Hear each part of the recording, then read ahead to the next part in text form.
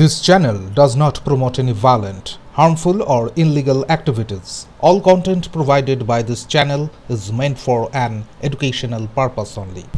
উত্তরবঙ্গের ভয়াবহ বন্যা পরিস্থিতির উপর কড়া নজর রাখছে রাজ্য প্রশাসন।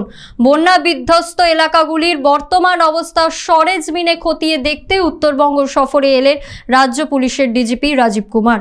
সোমবার সকালে বাগডোগরা পৌঁছেই তিনি রওনা দেন দুর্গত অঞ্চলের দিকে। প্রশাসনের শীর্ষ স্তরের এই তৎপরতাকে তাৎপর্যপূর্ণ বলেই মনে করছেন বিশেষজ্ঞরা।